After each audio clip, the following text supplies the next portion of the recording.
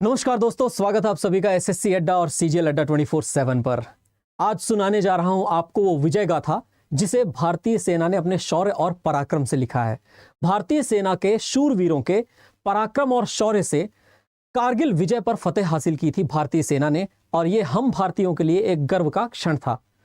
हम भारतीय हमेशा अपनी भारतीय सेनाओं के शौर्य, पराक्रम, उनकी शूरवीरता पर हमेशा से गर्व करते रहे हैं, और यही कारण है कि हमारी भारतीय सेनाएं हमारे इस बड़े विश्वास का हमेशा से कर्ज उतारती रही हैं। दोस्तों, हम नमन करते हैं उन सभी के सभी वीर जवानों को जिन्होंने अपने देश की आज़ादी के लिए और देश की अस्मिता की रक्षा के लिए पूरी तरह अपने प्राणों की आहुति दी। हम बात कर रहे हैं आज कारगिल विजय दिवस की। 26 जुलाई 1999 ये वो दिन था जिस दिन हमने कारगिल में पाकिस्तान द्वारा अधिकृत की गई सभी के सभी चोटियों पर वापस से अपना अधिकार कायम कर लिया था।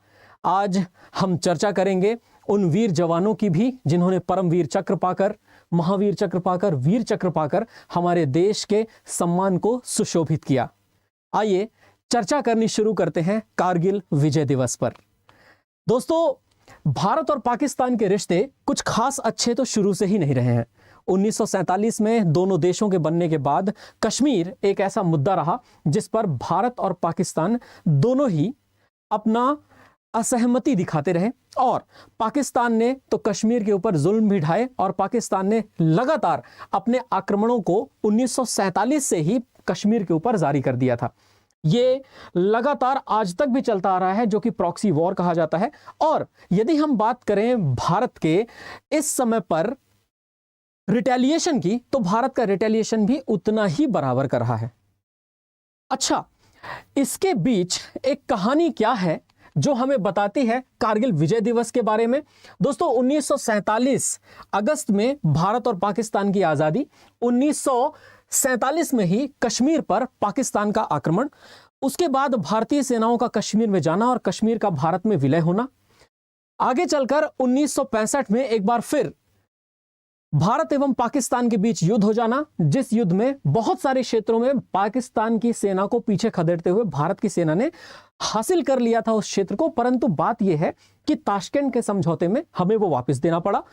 उसके बाद 1971 में एक बार फिर से बांग्लादेश लिबरेशन वॉर, जो पाकिस्तान के साथ युद्ध हुआ, उसमें बांग्लादेश को आजाद करा दिया गया, और दुनिया में विश्व युद्ध द्वितीय के बाद अगर सबसे बड़ा सरेंडर किसी ने किया है तो वह है पाकिस्तान की सेना, जिन्होंने 93,000 सैनिकों के साथ भारतीय सेना के सामने आत्मसमर्पण कर दिया। बाद में 1972 शिमला समझौता हुआ, और शिमला समझौता में वही जो सरेंडर्ड सैनिक थे वो पाकिस्तान को वापस कर दिए गए। 1989 में भी कश्मीर में इंसर्जेंसी शुरू हुई, और ये एक प्रॉक्सी वॉर टेक्निक्स है, और ऐसा कहा जाता है डेथ बाय 1000 कट्स। कहते हैं कि यदि आप अपने से बड़े दुश्मन को हरा नहीं सकते तो उसके शरीर पर इतने घाव लगाओ कि धीरे धीरे खून बहते बहते ही उसकी मृत्यु हो जाए। कुछ यही तरीके से पाकिस्तान भी भारत के साथ करना चाह रहा है, लेकिन हमारे भारतीय सेना के शौर्य और पराक्रम का कहीं कोई सानी है ही नहीं। और यही हमें 1999 में भी देखने को मिला, जब पाकिस्तान की तरफ से लगातार आतंकवादी भारत के कश्मीर वाले क्षेत्र में भेजे जा रहे थे, और एक बार तो ऐसा कुछ हुआ कि 1998 की सर्दी में पूरी तरह से बदलाव आ गया। दोस्तों, मैं आप सभी लोगों को आज कहानी सुनाने जा रहा हूं कि 1998 की सर्दी में क्या हुआ था, लेकिन उसके पहले इतना कहना चाहता हूं कि लिख चुकी है विधि तुम्हारी वीरता के पुण्य लेके, विजय के उद्घोष गीता के कथन तुमको नमन है, राखियों की प्रतीक्षा से दूर दानव की व्यथाओं, देश हित प्रतिबद्ध यौवन के सपन तुमको नमन है, बहन के विश्वास, भाई के सखा, कुल के दीपक, पिता के व्रत के फलित माँ के नयन तुमको नमन है, कंचनी मन चंदनी तन आह आंसू प्यार सपने, राष्ट्र के हित कर गए सब कुछ हवन तुमको नमन है। हमारे देश की सेना के ये वीर जवानों द्वारा दिया गया बलिदान हमें प्रेरणा देता है। हमारी फंडामेंटल ड्यूटी, हमारा मौलिक कर्तव्य है कि हम देश के सेना के इन वीरगति प्राप्त सैनिकों की सभी भावनाओं को, विचारधाराओं को अपने हृदय में संजो कर रखें, ताकि जब भी हम देश प्रेम की भावना से ओतप्रोत होकर देश के लिए कुछ करने जाएं तो हमें यह समझ आए कि सर्वोच्च बलिदान देकर के भी कोई देश की आहुति में और देश के लिए अमर होने का काम करके गया है। दोस्तों, हमेशा से ये रहा है कि हम भारतीय सेना को एक पिता के रूप में देखते रहे हैं। और ये इसलिए भी क्योंकि भारतीय सेना एक ऐसी इंस्टीट्यूशन है, एक ऐसा इंस्टीट्यूशन है, एक ऐसा संस्थान है जो लगातार हमारे भारत की सुरक्षा के लिए अपना सर्वस्व न्यौछावर करता आया है। दोस्तों, कुमार विश्वास जी की ये लाइंस हैं, उनको बहुत बहुत धन्यवाद। और ये है जगह कारगिल जहां पर ये युद्ध हुआ। आइए इस कहानी को आप सभी लोगों को बताते हैं।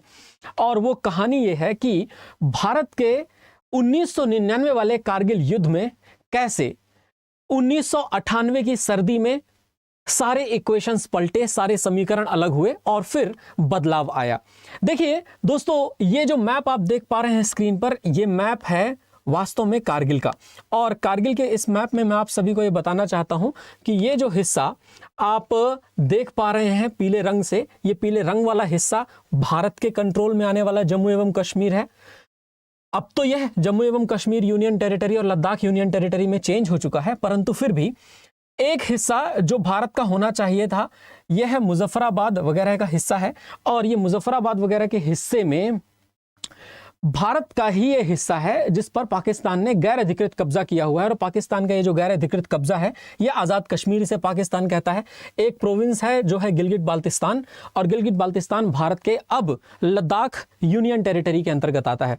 दोस्तों, आप देख सकते हैं 1947 में जब पाकिस्तान की सेनाएं भारत में घुसी थी, तो पाकिस्तान की सेनाओं को भारतीय सेनाओं ने रोक दिया था। जहां पर भारतीय सेनाएं और पाकिस्तान सेनाएं रुकी, वहीं पर सीज फायर कर दिया गया। ये सीज फायर वाली जगह को आप देखें तो यहीं बगल में कारगिल है। और श्रीनगर से लेकर के लेह को जोड़ने वाला national highway number 1D Kargil से होकर के ही निकलता है। नेशनल हाईवे नंबर 1D इन पाकिस्तानियों का पूरा निशाना था। दोस्तों, जब ऊपर की ऊंचाइयों पर, चोटियों पर सेनाओं के बंकर बने होते हैं, तो गर्मी के मौसम में फिर भी एक बार कश्मीर के और कारगिल के हिस्सों में ऊपरी बंकर पर रहा जा सकता है। लेकिन जैसे जैसे अक्टूबर नवंबर सर्दियों का मौसम आता है, सर्दियों के मौसम में दोनों आर्मीज के बीच में ये एक अनकही अंडरस्टैंडिंग है कि अपने बेस से, यानी अपने बंकरों से उतर करके पाकिस्तानी सेना भी अपने बेस में चली जाएगी और भारतीय बंकरों से उतर करके भारतीय सेना भी अपने बेस में आ जाएगी। और जैसे ही फरवरी मार्च का समय बीतता है, ठंड का मौसम जाता है, गर्मी का मौसम आने वाला होता है, उस समय पर फिर सेनाएं एक बार अपने बेस से और जा करके अपने बंकर्स में बैठती हैं ऊंचाई पर। लेकिन 1998 की सर्दी में कुछ उल्टा हुआ। और 1998 की सर्दी में पाकिस्तान की सेनाएं जो कि अपने बंकरों में बैठी थीं, भारत की सेनाओं के नीचे उतरने के बाद LOC को क्रॉस करके, यानी लाइन ऑफ कंट्रोल को पार करके भारत के बंकरों में छिपकर बैठ गईं।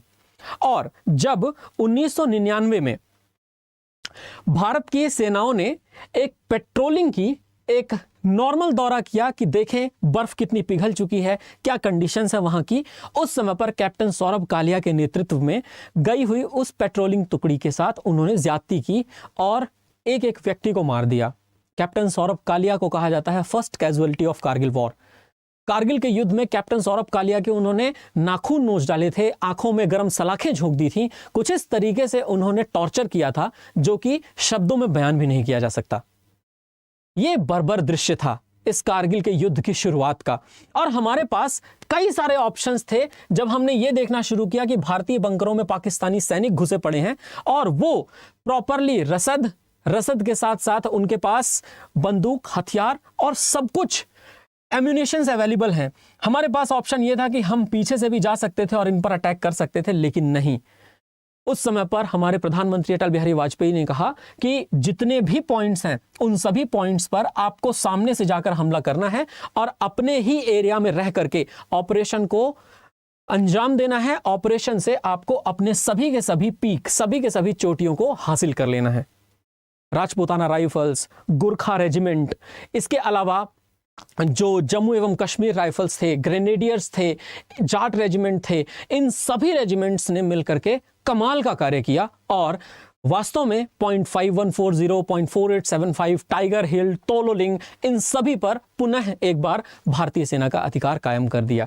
देखिए, एक बात तो आप जानते हैं कि बटालिक में जब ऑपरेशन हुआ था तो 9 जून 1999 को लद्दाख स्काउट्स ने एक शानदार काम किया और सब्सिक्वेंट अटैक्स किए .4875 पे और 4875 गढ़ी, .5000 जुबेर कॉम्प्लेक्स, इन पर लगातार लद्दाख स्काउट्स ने लगातार अटैक करते हुए 7 जुलाई 1999 तक बटालिक पर पूरी तरह से अधिकार कर लिया। अब बात आती है द्रास में ऑपरेशन की। ये जो द्रास में ऑपरेशन थी, द्रास में तोलोलिंग और टाइगर हिल नेशनल हाईवे नंबर 1D के लिए बहुत स्ट्रेटेजिक पॉइंट थे। नेशनल हाईवे नंबर 1 जो नेशनल हाईवे 1D है वो नीचे से निकलता है और ऊपर यहाँ पर तोलोलिंग और टाइगर हिल है। कोई भी व्यक्ति आसानी से नेशनल हाईवे नंबर 1D को निशाना बना सकता है और उसको तोड़ करके वो भारत को कश्मीर को भारत से अलग भी कर सकता है, लेकिन ऐसा नहीं होने दिया हमारी भारतीय सेना ने। कमाल के शौर्य और पराक्रम का परिचय। और दोस्तों, द्रास में भारतीय सेना ने टाइगर हिल और तोलोलिंग पीक इन दोनों पर अधिकार किया और इन दोनों पर अधिकार करना अपने आप में बहुत बड़ी बात थी। टाइगर हिल की लड़ाई जो थी वो 4 जुलाई 1999 को लड़ी गई थी और 26 जुलाई 1999 को अंततः सभी के सभी चोटियों पर जिनमें पाकिस्तानी घुसे थे उनमें से पाकिस्तानियों को मारकर और भगाकर अंततः हमारी भारतीय सेना ने सभी पॉइंट्स पर अपना अधिकार पुनः स्थापित किया। दोस्तों, यह शौर्य गाथा है, लेकिन इस शौर्य गाथा की आहुति भी बहुत बड़ी थी। हमने बहुत सारे सैनिक खोए और ये जो हमारे सैनिक वीर गति को प्राप्त हुए, इनकी क्षतिपूर्ति तो बिल्कुल नहीं की जा सकती, बस सिर्फ इन्हें नमन किया जा सकता है। सुबह शाम अपनी प्रार्थनाओं में इन्हें धन्यवाद दिया जा सकता है, इन्हें याद किया जा सकता है। आप लोग भी जरूर याद करें, दीपावली पर हमारे वीर गति प्राप्त हुए सैनिकों को जरूर एक दिया जला करके उनका सम्मान करें और ये आप लोगों द्वारा हमारे उन सभी वीर गति प्राप्त हुए सैनिकों को एक श्रद्धांजलि होगी। दोस्तों, सिंपल सी बात है, ऑपरेशन विजय। और ये जो देख पा रहे हैं आप, ये टाइगर हिल पर बैठे हुए हमारे सभी सैनिक हैं जिन्होंने वापस से उस पूरे एरिया पर अधिकार हासिल किया था। 1 अप्रैल 1895 को इंडियन आर्मी की स्थापना हुई थी। दोस्तों, जो आप देख पा रहे हो जनरल मनोज पांडे जी हैं, जो कि इस समय पर भारतीय सेना के चीफ ऑफ आर्मी स्टाफ हैं। 1 अप्रैल 1895 को आर्मी की स्थापना, लेकिन आर्मी डे मनाया जाता है 15 जनवरी को, क्योंकि ब्रिटिश से पावर ट्रांसफर जो इंडियन जनरल को हुआ था, जनरल KM करियप्पा को, वो 15 जनवरी के दिन हुआ था। इसलिए 15 जनवरी 1949 को हम मनाते हैं हमारा army day. Service before self याद रखिएगा। सर्विस बिफोर सेल्फ का मतलब सेवा परमो धर्म, ये इंडियन आर्मी का मोटो है। और साथ ही साथ मिलिट्री डेकोरेशंस, जो सैन्य सम्मान होते हैं, वो युद्ध के समय पर दिए जाते हैं। परमवीर चक्र, महावीर चक्र, वीर चक्र ये युद्ध के समय पर, अशोक चक्र, कीर्ति चक्र और शौर्य चक्र ये शांति काल के समय पर। वैसे अगर बात किया जाए परमवीर चक्र किन्हें किन्हें मिला था इस युद्ध में, तो दोस्तों इनमें से 2 लोग पोस्थुमसली, यानी कि 2 लोगों को मरणोपरांत मिला, जिसमें से वीर गति प्राप्त होने के बाद कैप्टन विक्रम बत्रा जी को और कैप्टन मनोज कुमार पांडे जी को। इनकी लाइंस हमेशा याद आती हैं। कैप्टन विक्रम बत्रा जी को शेर शाह के नाम से जाना जाता था, कहते थे ये दिल मांगे मोर। और कैप्टन मनोज कुमार पांडे जी कहते थे कि if death strikes before I complete my target, I swear I will kill death. कहते थे कि अगर ऐसा हो कि मैं अपना टारगेट कंप्लीट करने के पहले मौत से मिल जाऊं तो मैं मौत को भी मार करके अपना टारगेट कंप्लीट करूंगा। और इनमें से 2 व्यक्ति, ग्रेनेडियर योगेंद्र सिंह यादव और राइफलमैन संजय कुमार, ये जम्मू एवं कश्मीर राइफल्स थे और ये ग्रेनेडियर रेजिमेंट के हैं। ये दोनों लोग अभी भी जीवित हैं, परमवीर चक्र विजेता हैं कारगिल युद्ध के। दोस्तों, ये है परमवीर चक्र और यहाँ कैप्टन मनोज कुमार पांडे, कैप्टन विक्रम बत्रा, यहां पर ग्रेनेडियर योगेंद्र सिंह यादव और ये राइफलमैन संजय कुमार जी हैं। परमवीर चक्र विजेताओं के इस लिस्ट के बाद मैं आप सभी से यह जरूर कहना चाहूंगा कि एक क्वेश्चन जो आपके एग्जाम पॉइंट ऑफ व्यू से जरूरी है, कौन सा ऑपरेशन लॉन्च किया गया था इंडियन आर्मी द्वारा कारगिल वॉर में पीक को एक बार फिर से पाने के लिए? तो इसका सही आंसर है ऑपरेशन विजय को लॉन्च किया गया था। और दूसरी बात, यहां क्वेश्चन पूछा जाता है कि और कौन सा ऑपरेशन है जो लॉन्च किया गया था, तो दोस्तों याद रखिएगा, एयरफोर्स द्वारा एक ऑपरेशन लॉन्च किया गया था जिसका नाम था सफेद सागर, और इंडियन नेवी द्वारा एक ऑपरेशन लॉन्च किया गया था 1999 में जिसका नाम था ऑपरेशन तलवार।